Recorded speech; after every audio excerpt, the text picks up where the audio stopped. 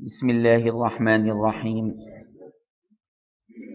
الحمد للہ الذی ہدانا لہذا وما كنا لنهتدی لولا ان ہدانا اللہ واکمل لنا دیننا واتم علینا نعمته ورضی لنا الاسلام دینا فلا نعبد ولا نستعین الا ایاه وصلی اللہ تعالی وسلم علی النبی الکریم وعلی آلہ واصحابہ اجمعین الی یوم الدین.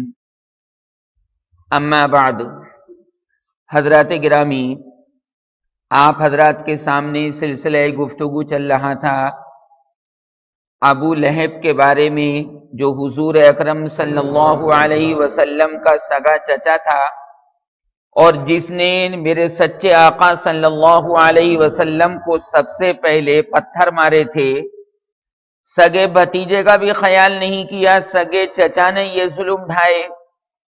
اللہ تبارک و تعالی اپنے لوگوں کو مخالف کر کے بندے کو ہوشیار کرتا ہے کہ اپنے سمجھ کر بھروسہ مت کر لینا. اپنے سمجھ کر بھروسہ کر لیا تو یہی لوگ نقصان پہنچائیں گے، یہی لوگ نبی کریم صلی اللہ علیہ وسلم کو نقصان پہنچا چکے ہیں. جو آپ کے زیادہ قریب ہوگا مسلمانوں، وہی آپ کا سب سے زیادہ دشمن ہوگا. یہ ہمیشہ یاد رکھو، یہ قاعدہ کلیہ ہے. لہذا بہتر یہ ہے کہ کسی سے جی مت پھنساؤ، کسی سے دوستی مت کرو. آپ اگر اللہ تبارک و تعالیٰ کے علاوہ کسی اور سے دوستی کریں گے، دل دیں گے، تو اللہ تبارک و تعالیٰ آپ میں اور آپ کے دوست میں جدائی پیدا کروا دے گا، کیونکہ باری تعالیٰ نے یہ دل اپنے واسطے پیدا کیا ہے. اور یاد رکھو مسلمانوں، یاد جو ہے اللہ تبارک و تعالیٰ کی ہمارے اوپر، آپ کے اوپر لازم اور ضروری ہے، کمپلسری ہے، کیونکہ اللہ تبارک و تعالیٰ کی مخلوقات میں سے ہر مخلوق اللہ کو یاد کرتی ہے. انسان اور جنات تو سرکشی کر لیتے ہیں، پروردگار عالم کو بھول جاتے ہیں، لیکن انسان اور جنات کے علاوہ کوئی مخلوق اللہ تعالیٰ کو کسی وقت بھولتی نہیں ہے. اور پروردگار عالم بھی اس مخلوق کا اتنا خیال رکھتے ہیں کہ پرندے صبح کو مسلمانوں خالی پیٹ اپنے گھونسلے سے نکلتے ہیں اور شام کو بھرے ہوئے پیٹ واپس آتے ہیں. لیکن اتنی بات یاد رکھو، تدبیر پرندوں کو بھی کرنی پڑتی ہے. اگر آپ یہ سوچیں کہ ہم بھی پرندوں کی طرح بس اپنے گھر میں بیٹھے رہیں اور شاید کوئی لقمہ ہمارے منہ کے اندر ڈال دے، ایسا نہیں. آپ سمجھے نہیں، پرندے بہت عقل مند ہیں، بہت سمجھدار ہیں. پرندوں کو بھی اللہ پر بھروسے کے ساتھ ساتھ تدبیر اختیار کرنی پڑتی ہے. ارے بھئی، ان کو کیا تدبیر اختیار کرنی پڑتی ہے؟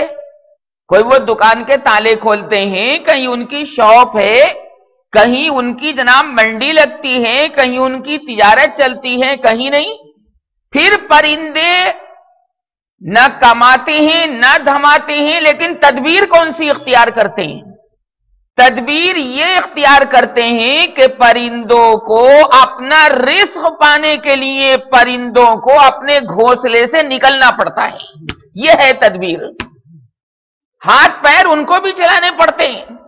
گھونسلے میں ایسا نہیں کہ کوئی روزی آ کر ڈال جائے گا، نہیں نہیں نہیں. پرندوں کو نکلنا پڑتا ہے، تب جا کر روزی ملتی ہے. لہذا اللہ تبارک و تعالی نے ہمارے آپ کو حرکت دینے کا ایک نظام بنا دیا ہے کہ حرکت کرتے رہو گے تو یہ ہاتھ چلتا رہے گا، اور جہاں حرکت بند کر دی، چارپائی پر پڑ گئے، تو سارا جسم بیکار ہو جائے گا. تبھی تو بڑے بوڑھے کہتے ہیں کہ بھائی چلتے رہو، اپنے جسم کو چلاتے رہو بھائی، نہ پیر سن ہو جائیں گے، ہاتھ پیر سن ہو جائیں گے. کام کرو کام کرو کام کرو. نماز کے اندر بھی تو یہ اٹھک بیٹھک ہے، کبھی کھڑے ہو رہے ہیں، کبھی جھک رہے ہیں، کبھی بیٹھ رہے ہیں، کبھی جناب سجدے میں جا رہے ہیں. تو ہر عضو کی ورزش اور ہر عضو کی ایکسرسائز اللہ تبارک و تعالی نے اس نماز کے اندر رکھ چھوڑی ہے. لہذا پرندوں کو بھی تدبیر کرنی پڑتی ہے. تو یہ نہیں کہ آپ نے بھروسہ کیا اونٹ کو چھوڑ دیا، خالی رسی باندھا نہیں اور کہہ دیا بھائی اللہ کے بھروسے چھوڑ دیا، نہیں بھائی نہیں. نبی کریم صلی اللہ علیہ وسلم سے ایک صحابی نے پوچھا کہ یا رسول اللہ میرا اونٹ ہے میں کیا کروں؟ فرمایا پہلے کھوٹے سے باندھ دو، اس کے بعد اللہ پہ بھروسہ کرو. اور اگر یہ کہ بھائی دکان کھلی چھوڑ دی، رات بھر دکان کھلی ہے، تدبیر اختیار نہیں کی تو چور تو مال چرا کے لے جائیں گے. شٹر گرا دے، تالے لگا دے، یہ ہے تیری تدبیر. اب باقی حفاظت کرنے والا پروردگار عالم ہے. یہ تالے لگانے پڑیں گے، تدبیر اختیار کرنی پڑے گی. جب اس طرح ہر کام کے اندر مسلمانوں تدبیر ہے تو اللہ تعالیٰ کو پانے کے لیے بھی تدبیر کرنی پڑے گی کہ نہیں؟ یا اللہ تعالیٰ گھر بیٹھے مل جائے گا؟ دین تو بزرگوں کی نظر سے پیدا ہوتا ہے، گھر سے نکلنا پڑتا ہے، کم از کم یہاں مسجد میں آنا پڑتا ہے. آپ اگر یہ سوچیں کہ بیان والا آپ کے گھر چلا جائے گا، نہیں، آپ کو آنا پڑے گا، اس لیے کہ طالب کو، طلب کرنے والے کو، جس سے طلب کیا جاتا ہے اس کے پاس جانا پڑتا ہے، جس کو آپ کہتے ہیں بالکل آسان انداز میں کہ پیاسا کنویں کے پاس جاتا ہے، کنواں اٹھ کر نہیں جاتا ہے. لہذا شیر کو بھی تدبیر اختیار کرنی پڑتی. دیکھو اپنے غار میں سے شیر نکلتا ہے، اپنی گفا میں سے شیر نکلتا ہے، تب اس کو بکری ملتی، تب اس کو ہرن ملتی ہے. تو ہر وقت گھروں میں پڑے رہنا یہ اسلام پسند نہیں کرتا. محنت کرو، مجاہدہ کرو، حلال روزی کھاؤ، اس کے بعد پھر اللہ تبارک و تعالی کے اوپر تمام کی تمام چیزیں چھوڑ دو کہ اب باقی اللہ عطا فرمانے والا ہے. یہی اصول سکھلایا نبی کریم صلی اللہ علیہ وسلم نے، اور اسی سلوک پر عمل کیا اصحاب محمد صلی اللہ علیہ وسلم نے. ایک صحابی نے عرض کیا کہ یا رسول اللہ میں نے تو گوشت کھانا چھوڑ دیا. آپ نے فرمایا کیوں؟ کیا وجہ پیش آئی؟ یہ ان لوگوں کے واسطے سنا رہا ہوں کہ جو جائز چیزوں کے اوپر بھی بندش لگاتے ہیں. کیوں؟ فرمایا کہ اس سے میری شہوت بھڑکتی ہے، جسم میں گرمی پیدا ہو جاتی ہے، اور میلان اتنا اللہ تبارک و تعالیٰ کی جانب نہیں رہتا. تو حضور اکرم صلی اللہ علیہ وسلم نے اس سے منع فرمایا، اور قرآن کی آیت نازل ہو گئی 7ویں پارے میں، 7ویں پارے کے دوسرے رکوع میں، یا ایھا الذین آمنوا لا تحرموا طیبات ما احل اللہ لکم ولا تعتدوا ان اللہ لا يحب المعتدین. کہ جائز چیز کو اپنے اوپر کیسے ناجائز کر لیا؟ بھئی اللہ جائز کہہ رہا ہے، آپ اس کو ناجائز کریں. آپ یہ مت کہیے کہ میں نے اپنے اوپر حرام کر لیا ہے، آپ یہ کہیے کہ میں کھا نہیں سکتا، پرہیز ہے، اب جائز ہے. اب اگر کسی بیماری کی وجہ سے آپ کوئی چیز نہیں کھا پا رہے تو آپ یہ نہیں کہہ سکتے کہ یہ حرام کر لی میں نے اپنے اوپر. آپ کون ہوتے ہیں حرام کرنے والے؟ اور آپ کون ہوتے ہیں حلال کرنے والے؟ یہ تو محلل بھی اللہ ہے اور محرم بھی اللہ ہے. تو خیر، حضور اکرم صلی اللہ علیہ وسلم نے اپنے مشن کو پورا کرنے کے لیے یہ کوہ صفا کے اوپر سب کو جمع کر لیا. ابو لہب نے پتھر مارے. قرآن کی سورت کے آغاز میں ہے کہ ابو لہب کے دونوں ہاتھ ٹوٹ جائیں وَتَبَّ، اور وہ خود بھی مارا جائے. اللہ نے اشارہ کر دیا کہ اے میرے محبوب پیغمبر، پیارے پیغمبر، سید الکونین، اے بے چین دلوں کے چین مصطفیٰ. بے چین دلوں کے چین کون ہیں؟ مصطفیٰ صلی اللہ علیہ وسلم.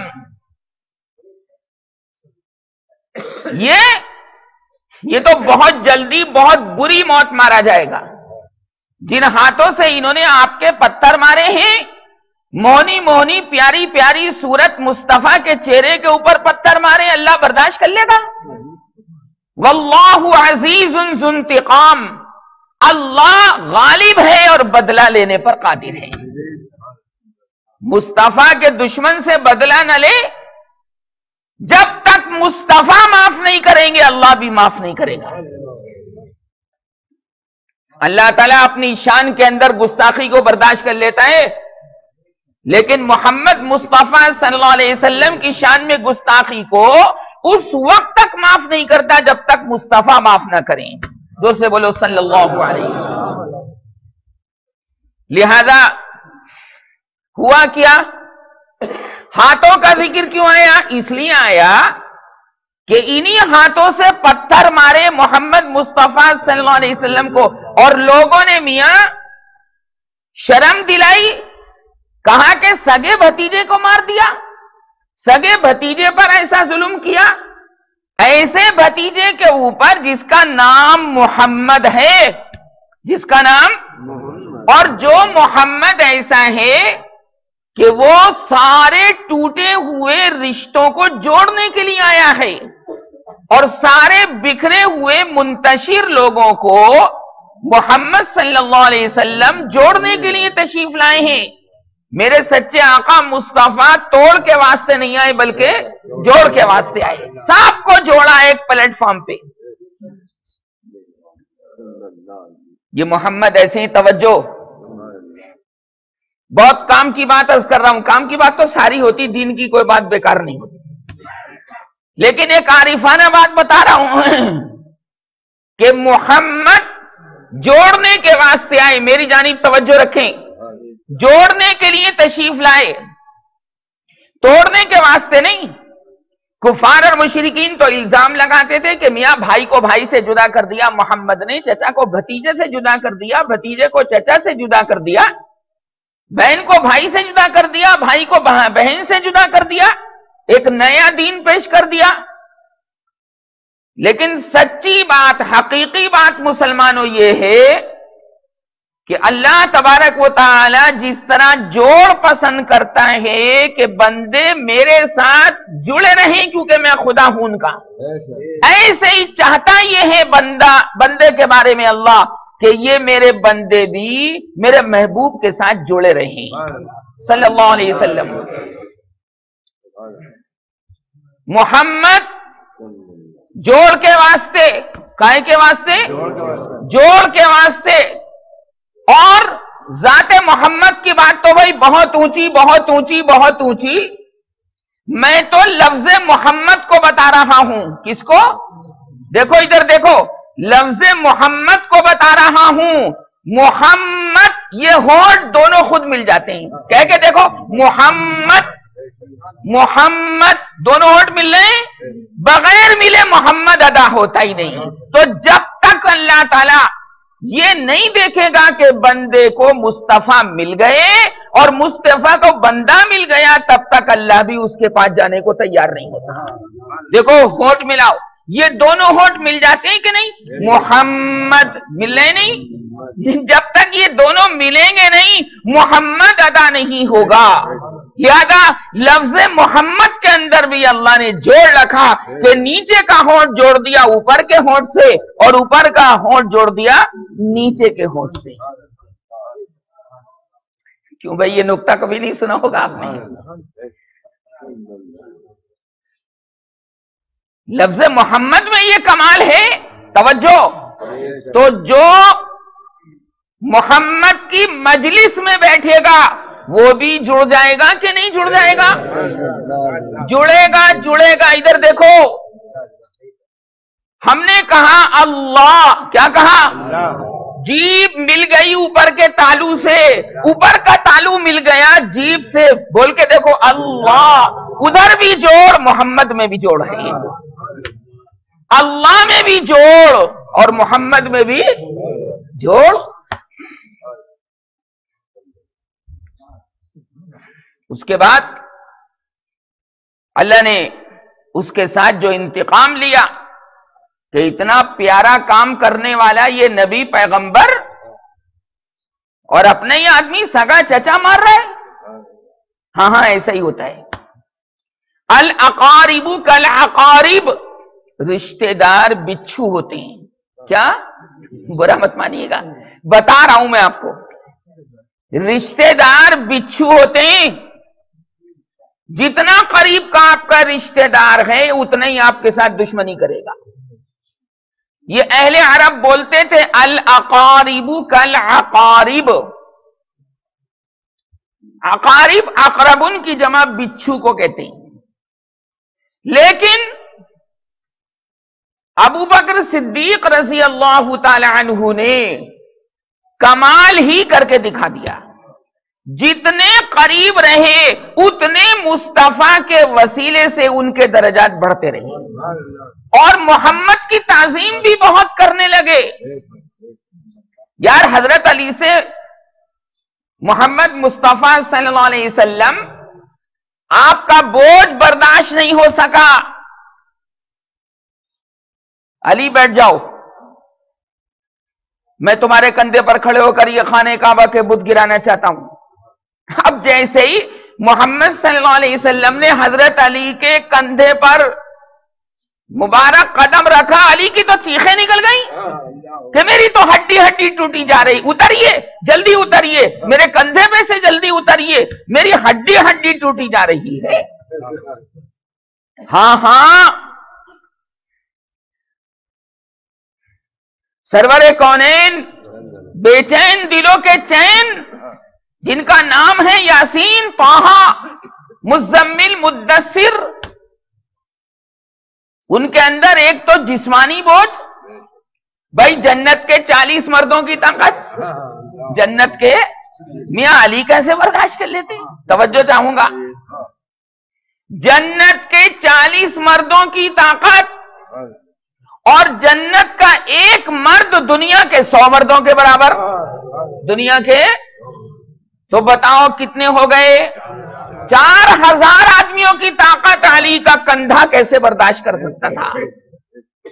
پھر جسمانی طاقت، جسمانی بوجھ، اور جسمانی بوجھ کے علاوہ نبوت کا بوجھ، رسالت کا بوجھ، قرآن کا بوجھ، اللہ کی محبوبیت کا بوجھ، اِنَّا سَنُلْقِي عَلَيْكَ قَوْلًا ثَقِيلًا، یہ بوجھ حضرت علی کے کندھے سے میرے سچے آقا صلی اللہ علیہ وسلم فوراً اتر گئے۔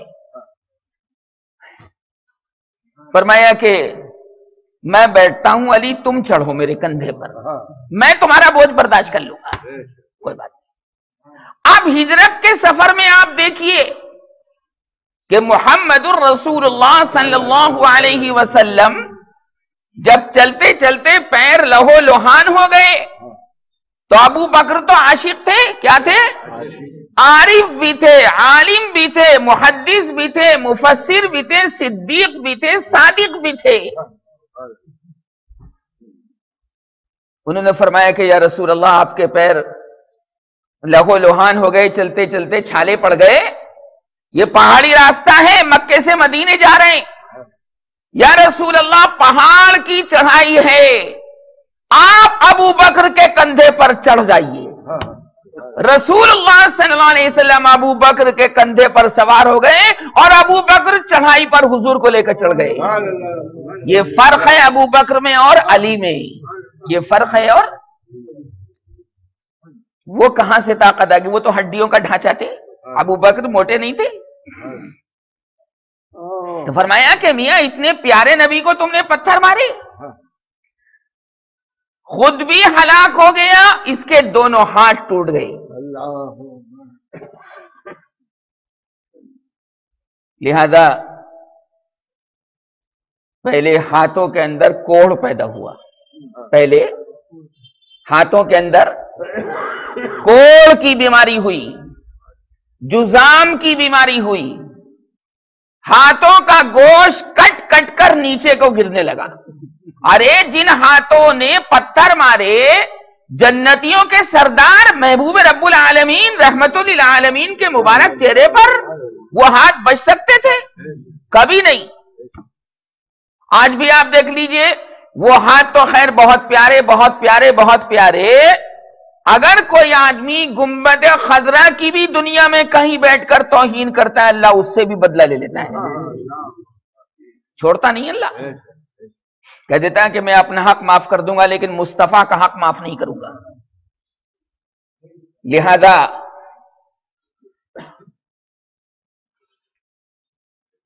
پہلے ہاتھوں کے اندر کوڑ کی بیماری ہوئی اور جناب پھر یہ کوڑ کی بیماری پھیلتے پھیلتے پورے جسم کے اندر پھیل گئی، پورے جسم میں پھیل گئی.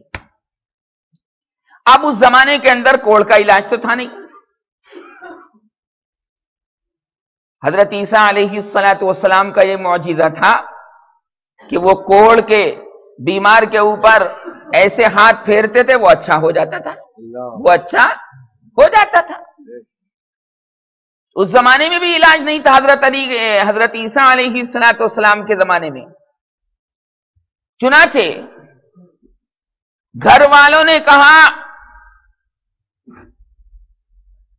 کہ ابو لہب کو محمد کی سزا مل رہی ہے، محمد کی سزا مل رہی ہے اور یہ چھوت چھات کی بیماری ہے، لہذا ہم ابو لہب کے ساتھ نہ تو کھانا کھائیں گے، نہ دودھ پیئیں گے، نہ ناشتہ کریں گے، کچھ نہیں. گھر والوں کا مشورہ ہوا کہ اس کو ایک کوٹری کے اندر الگ بند کر دو. الگ بند کر دیا، وہیں پیشاب وہیں پاخانہ. کیسا سڑلا دیکھو کیسا. ارے آپ اگر استنجا کرتے تو بہہ کر چلا جاتا ہے. وہاں انہوں نے کہاں یہ چیزیں بنائی تھی، کوٹری کے اندر بند کر دیا، وہیں پیشاب کر رہا ہے، وہیں پاخانہ کر رہا ہے، وہیں نمبر 1 اور وہیں نمبر 2. اور جناب نہ نہانا نہ دھونا، کوئی کمرے میں کوئی غسل خانہ بنا ہوا تھا وہاں پر، کپڑے میلے ہو گئے، گھر والوں نے کوئی توجہ نہ کی. ہاں اللہ تبارک و تعالی محمد صلی اللہ علیہ وسلم کی طرف سے بدلہ لے رہا ہے. یاد رکھو مسلمانوں، ایک دن کے پتھے ہوئے ایک دن نہیں جلا کرتے. کیوں بھائی؟ ایک دن کے پتھے ہوئے ایک دن نہیں جلا کرتے. اللہ پر چھوڑو، کچکچا کر رہ جاؤ. اللہ خود بدلہ لینے والا ہے، اپنے چاہنے والوں کو وہ نامراد نہیں کرتا. آج نہ صحیح کل نہ صحیح پرسوں نہ صحیح ترسوں نہ صحیح نرسوں، بدلہ لے گا، چھوڑ دو اس کے اوپر. چنانچہ کھانے پینے کا انتظام، باہر سے کنڈی لگا دی، اوپر سے چھت میں سوراخ کر دیا، اوپر سے چھت میں سوراخ کر دیا، اور وہاں سے جناب ناشتہ، دوپہر کا کھانا، رات کا کھانا وہیں سے چھت کے سوراخ میں سے رسی کے ذریعے نیچے کو لٹکا دیتے تھے. یہ کھا لیا کرتا تھا اور اسی رسی کے اندر یہ برتن رکھ دیا کرتا تھا. یہ مار ہے کس کی؟ سرکار دو عالم صلی اللہ علیہ وسلم کی. مرض کا آغاز یہاں سے ہوا، ہاتھوں سے کوڑ پن یہاں سے پیدا ہوا، پھر پورے جسم میں پھیل گیا. تو اس لیے فرمایا ابو لہب کے دونوں ہاتھ ٹوٹ جائیں اور وہ خود بھی مارا جائے. اندر پڑے پڑے پڑے پڑے مہینوں ہو گئے نہائے ہوئے. اللہم احفظنا. وہیں جناب اس کوڑ کی بیماری کے اندر مر گیا. کہاں؟ اندر کوٹری میں مر گیا. ادھر یہ ابو لہب صوت محمد کو، آوازیں محمد کو، ندائے محمد کو دبانا چاہتا تھا، اللہ نے خود اس کو دبا دیا اور فرمایا کہ کوٹری میں پڑا رہو، میرا محمد تو 4 دانگے عالم میں نور پھیلانے کے لیے آیا ہے. تو دبانا چاہتا ہے مصطفیٰ کے نور کو، تو دبانا چاہتا ہے مصطفیٰ کے انوار و برکات کو. وہ تو آزاد گھوم رہے ہیں، اللہ کر رہے ہیں، اللہ پر بھروسہ کر رہے ہیں، اللہ کے بھروسے پر اعلاء کلمت اللہ کر رہے ہیں،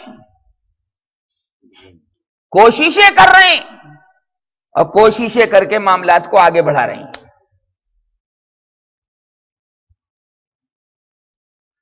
حضور اکرم صلی اللہ علیہ وسلم نے ایک مرتبہ اس سے فرمایا کہ دیکھ یہ جو تو تجارت میں لگا ہوا ہے چچا،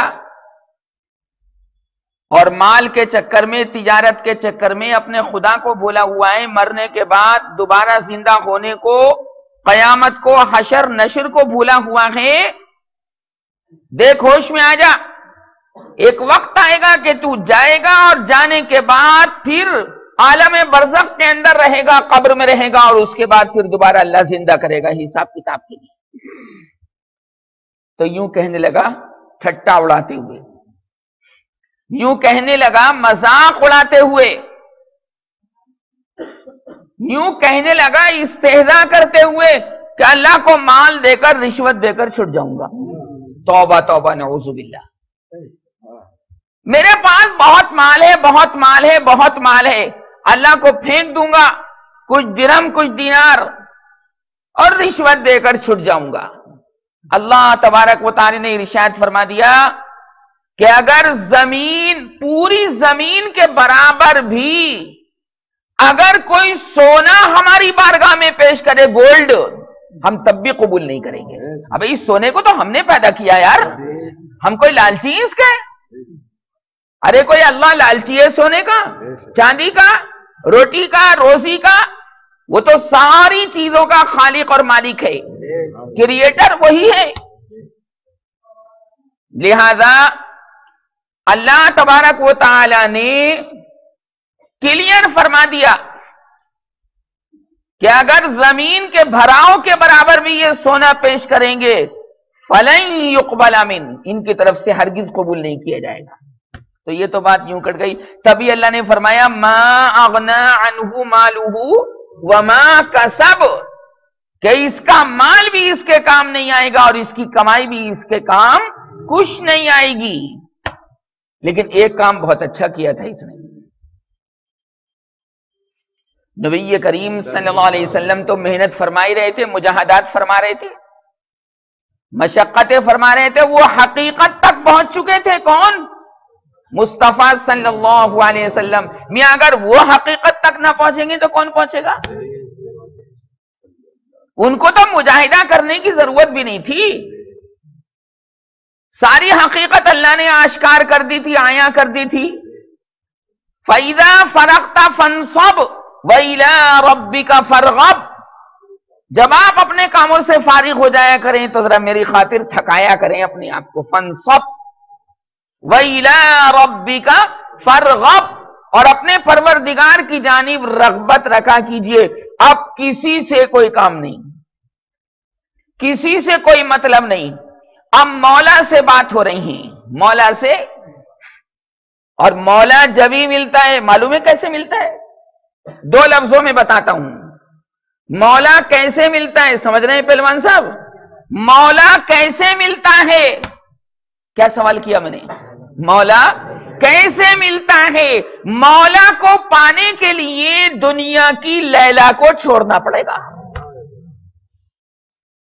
لیلا اور مولا دونوں ایک ساتھ جمع نہیں ہوتے، عشق مجازی کو چھوڑنا پڑے گا تو عشق حقیقی آئے گا۔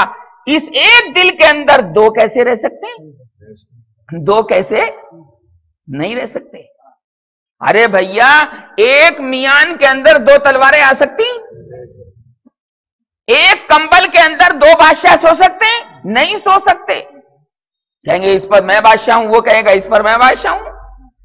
تو لیلا کو چھوڑو تب مولا ملے گا۔ یہ نوجوانوں کے لیے اور میں نسخہ پیش کر رہا ہوں، جنہوں نے اپنے دل کہیں سے کہیں پھنسا رکھے ہیں، جنہوں نے اپنے دل کی آرزوؤں اور تمناؤں کا گلا گھونٹ دیا ہے، جو موبائل پر بات کرتے کرتے تھکتے نہیں، موبائل پر باتیں کرتے کرتے لڑکیاں تھکتی نہیں، اور ماں باپ بیچارے ان کو کچھ عطا نہیں، کچھ پتا نہیں، وہ سوچ رہے ہیں کہ میری بچی، میرا بچہ تو بہت نیک ہے۔ بچوں کے ہاتھ میں، مسلمانوں، بچوں کے ہاتھ میں موبائل کبھی مت دینا۔ ہمارے مشائخ فرما رہے ہیں، ہمارے بڑے اس وقت فرما رہے ہیں کہ یہ دنیا کا سب سے زیادہ مہلک نمونہ ہے، جو لڑکیوں کو بھی ہلاک کر رہا ہے، لڑکوں کو بھی، اس لیے کہ کالج لڑکی گئی موبائل پہ اپنے یار سے بات کر رہی، یا کہیں گئی موبائل سے اپنے یار سے بات کر رہی۔ یہ بات کرنا حرام ہے کہ نہیں؟ لڑکی بھاگ رہی ہیں، لڑکے بھگا کے لے جا رہے ہیں، کوئی عزت نہیں، خاندان کی کوئی وقار نہیں رہا۔ کیوں؟ اس لیے کہ جب تک موبائل نہیں تھا اس وقت تک کسی لڑکی کو لے جانا آسان کام نہیں تھا. اب تو کہیں پر بھی ہو بات کر لو بھائی، چوراہے پر آ جاؤ، کوٹ کے چوراہے پر آ جاؤ، اسٹیشن پر کھڑے ہیں، بٹوال میں کھڑے ہیں، آزاد مارکیٹ میں کھڑے ہیں، وغیرہ وغیرہ. کیونکہ بھائی اگر کوئی جاتا بھی تھا تو آپ میں سے بڑے لوگ یہاں پر موجود ہیں، بتائیے اگر میں غلط کہہ رہا ہوں کہ اگر کوئی لڑکا کھڑا بھی ہو گیا کسی لڑکی کے گھر میں، گھر کے آگے یا محلے میں یا بجلی کے کھمبے کے نیچے، تو سارا محلہ تکتا تھا کیوں کھڑا بھائی یہ لڑکا، کیوں کھڑا ہے یہ، ارے بڑی دیر ہو گئی اس کو کھڑے ہوئے، یار کوئی تو مطلب ہوگا. اب تو کھڑے ہونے کی ضرورت نہیں، موبائل کیجئے، فون کیجئے اور حرام کاری کرتے رہیے. جتنا موبائل دو گے اپنے بچوں کو اتنا نقصان اٹھاؤ گے، آپ کے بچے آپ کی بچیاں بگڑ جائیں گی.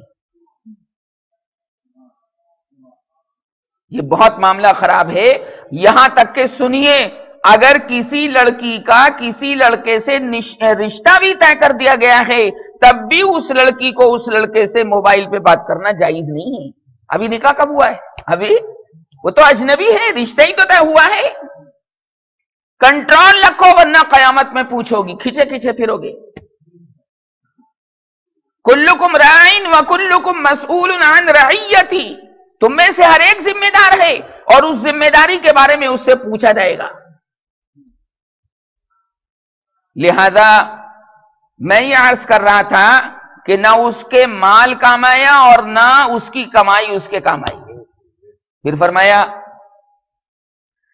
سیصلی نارا ذات لہب، جلدی ہی یہ دہکتی ہوئی شعلہ زن آگ میں داخل ہوگا. ابو لہب کے کیا معنی ہے؟ شولوں والا، آگ کے شولوں والا. خوبصورت بہت تھا، ارے بڑا گورا چٹا رنگ تھا، مگر دل تو یار کالا تھا. ابے جس دل کے اندر یار مصطفیٰ کی محبت نہیں وہ دل نورانی ہو سکتا ہے؟ ہو سکتا ہے؟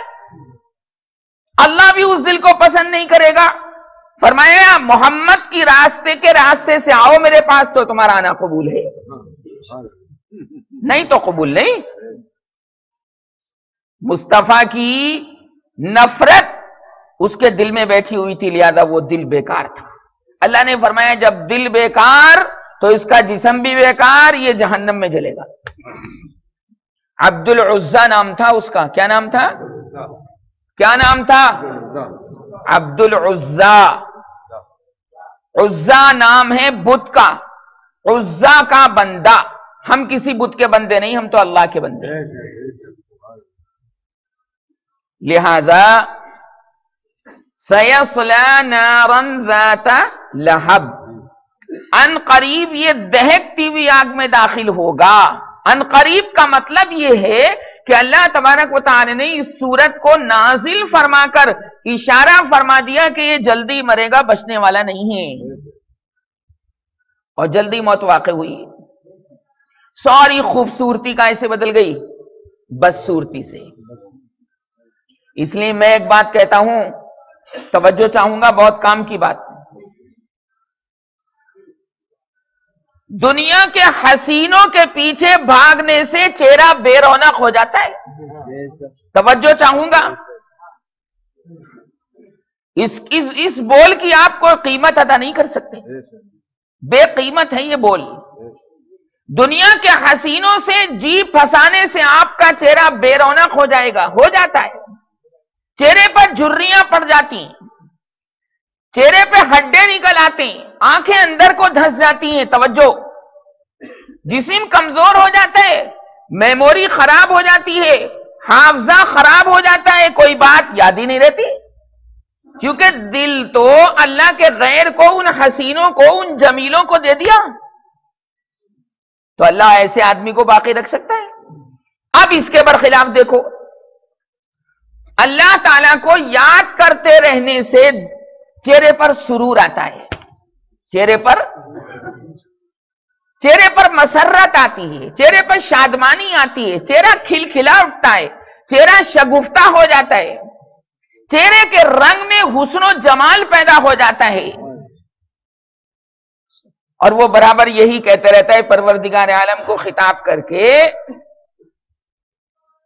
دل مغموم کو مسرور کر دے. کیا کہا میں نے؟ دل مغموم کو مسرور کر دے، دل مغموم کو مسرور کر دے، دل بے نور کو بانور کر دے. اللہ نور ہے کہ نہیں؟ جو اس نور والے خدا کو یاد کرے گا چہرے پر ظلمت آئے گی، نور آئے گا. اس لیے بزرگان دین کا چہرہ کھلا ہوا ہوتا ہے، اللہ والوں کے چاہنے والوں کا چہرہ کھلا ہوا ہوتا ہے، رونق ہوتی، کھچاؤ ہوتا ہے ان کے چہرے پر، جاذبیت ہوتی، اٹریکشن ہوتی، کیونکہ وہ اپنے نورانی خدا کو یاد کر کے اس سے جڑے ہوئے ہیں. اب جو نور سے جڑے گا وہ بھی نورانی ہو جائے گا کہ نہیں؟ دیکھ لو آپ دنیا کے عاشقوں کا کیا حال ہے. اتنی پتلی پتلی ٹانگیں لیے پھر رہے ہیں لڑکے، جینز کی پینٹ پہن کر اتنی پتلی پتلی ٹانگیں لیے پھر رہے ہیں. ارے صحت نہیں تو یار کچھ بھی نہیں، تندرستی ہزار نعمت ہے، دنیا میں پتلے پتلے ہاتھ پیر لیے پھر رہے ہیں، ہڈے گال، آنکھیں اندر کو جا رہی ہیں، کیونکہ بھائی کسی اللہ کے غیر کے دل کے اندر یہ کھو چکے ہیں، پتلے دبلے ہیں فکر کرتے کرتے. ادھر یہ اللہ کو یاد کرنے والا راتوں کو اٹھ کر اپنے مولا سے بات کرتا ہے. تو کیا کہا میں نے؟ مولا کو پانے کے لیے کیا چھوڑنا پڑے گا؟ لیلا، اپنی محبوبہ کو چھوڑنا پڑے گا، کیونکہ اس دل کے اندر مولا نہیں آ سکتا جس دل کے اندر لیلا بسی ہوئی ہے. لیلا ظلمت والی ہے اور اللہ نور والا ہے. نور اور ظلمت دونوں ایک ساتھ جمع نہیں ہو سکتے، نہیں ہو سکتے. ان لیلاؤں کو نکالنا پڑے گا، اور کیسے؟ آسانی سے نہیں نکلتی ہیں، بہت مشکل سے نکلتی ہیں، بڑی مشکل سے ہوتا ہے چمن میں تھی دور پیدا. کسی اللہ والے کی صحبت اختیار کر لو، توجہ چاہوں گا، توجہ چاہوں گا. کسی اللہ والے کی مجلس میں جانے لگو جو سنت کا پابند ہو، کچھ نہیں کرنا پڑے گا، قسم بخدا کوئی مجاہدہ نہیں، کوئی مشقت نہیں ہوگی، کوئی تکلیف نہیں ہوگی. بس آپ وہاں کی حاضری دینے لگو، وہاں کی حاضری دینے لگو، ان کی مجلس میں روزانہ جاتے رہو، اگر روزانہ ہوتی، ورنہ ہفتے ہفتے. اللہ والے کے ساتھ ملاقات کرنے سے، اس کی مجلس میں بیٹھنے سے، اس کی گفتگو سننے سے، اس کے ملفوظات سننے سے یہ لیلا نکل جائے گی خود بخود، اور کیا آ جائے گا؟ مولا. کیا آ جائے گا بھائی؟ کیونکہ یہ مولا والے ہیں. کون ہیں؟ مولا. تو مولا والوں کے پاس ملے گا، وہ لیلا والے کے پاس نہیں ملے گا. لوہے کا فن تو لوہار سے سیکھو، لکڑی کا فن کسی کارپینٹر سے سیکھو، قرات کا فن کسی قاری سے سیکھو، اللہ کو سیکھو اللہ والوں سے. ایمان سے کوئی مجاہدہ کرنے کی ضرورت نہیں. مجلس کے اندر بیٹھو، صحبت اختیار کرو. جو صحبت اختیار کرتا ہے کسی اللہ والے کی، اللہ اس کے گناہوں کو دھونا شروع کر دیتا ہے. کوئی ہزار ہزار تسبیحیں پڑھنے کی ضرورت نہیں. جیسے صحابہ جڑے تھے حضور اکرم صلی اللہ علیہ وسلم سے، جڑے تھے کہ نہیں؟ ان کو صحابی کہتے ہی اس وجہ سے ہیں کہ وہ ساتھ رہتے تھے، صحبت میں رہتے تھے. اللہ نے بیڑا پار کر دیا سرکار کی ایک نگاہ نبوت کی، کرم والی نگاہ سے. اور دیکھو اللہ سے کہتے رہو، اللہ سے کہتے رہو، یا اللہ تیری محبت ہم چاہتے ہیں، ہم ابو لہب کی پارٹی میں بننا نہیں چاہتے.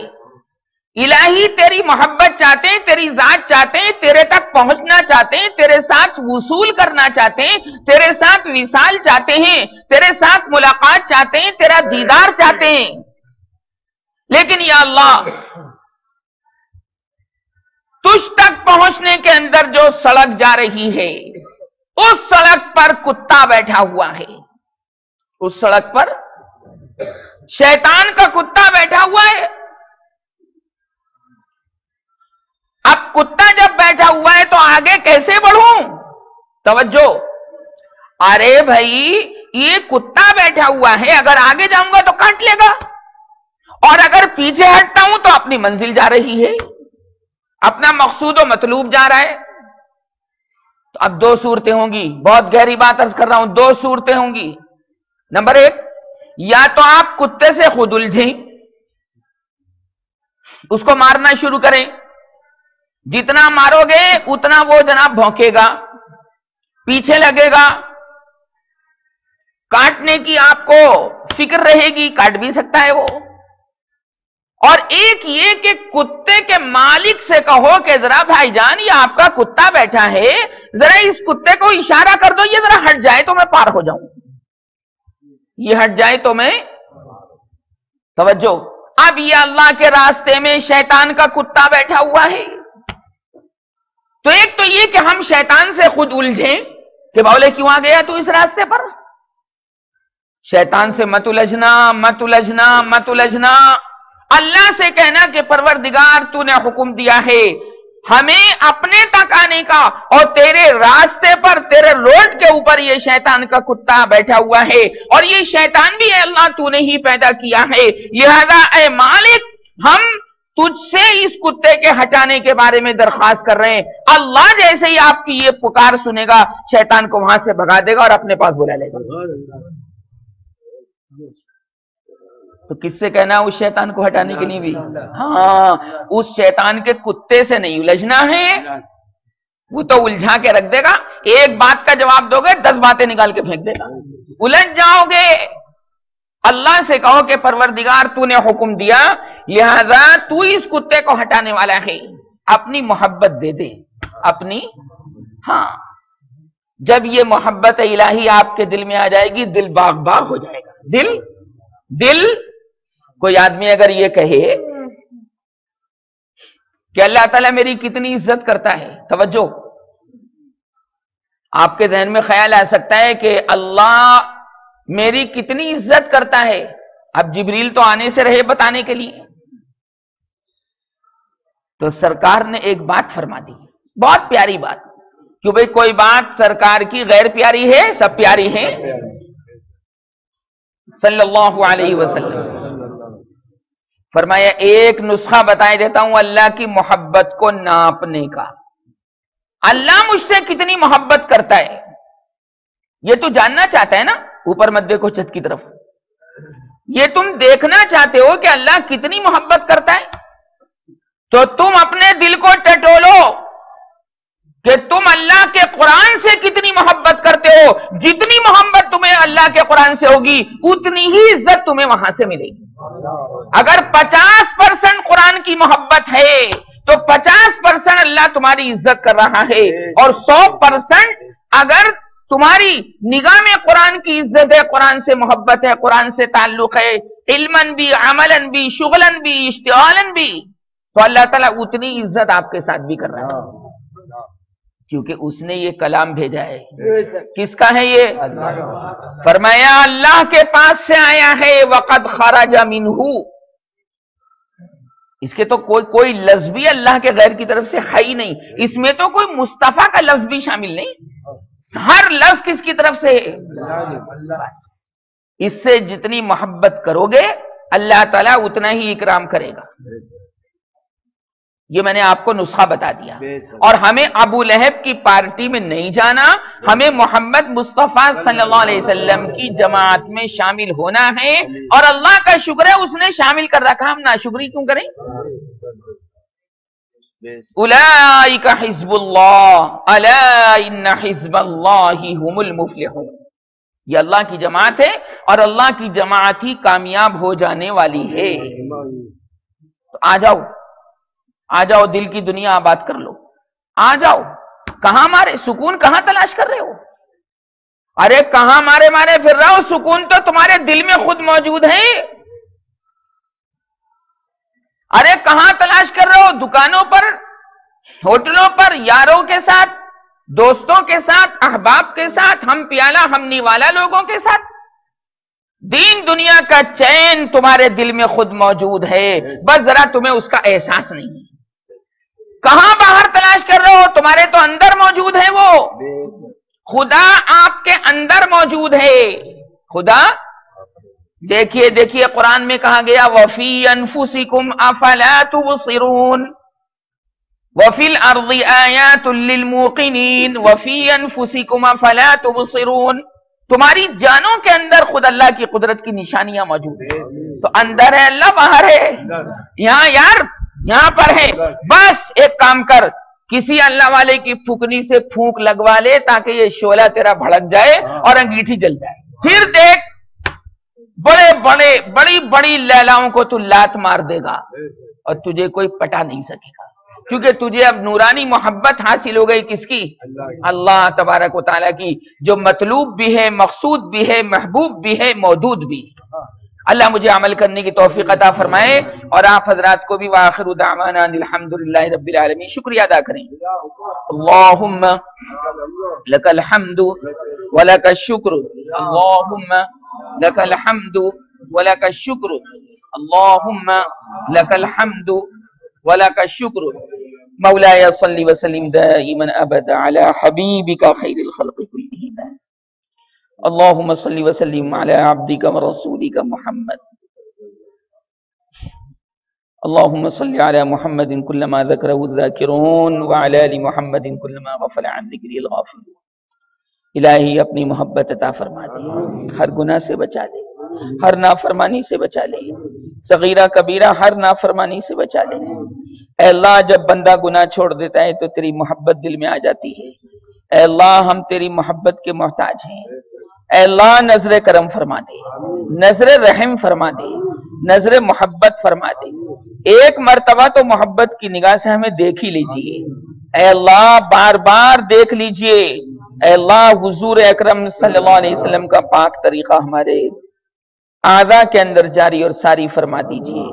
اے اللہ پروردگار اپنی محبت کاملہ، قرآن پاک کی محبت کاملہ، مصطفیٰ صلی اللہ علیہ وسلم کی محبت کاملہ ہم سب کو عطا فرما دے، اپنی یاد میں دل جاری فرما دے۔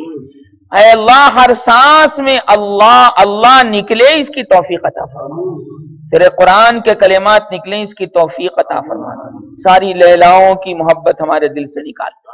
اے اللہ یہ شیطانی کتا تیرے راستے میں بیٹھا ہے، اللہ تو ہی اس کو ہٹا سکتا ہے، اور یہ نفس امارہ کا کتا بھی بیٹھا ہوا ہے، پروردگار تو اس کو ہٹا سکتا ہے۔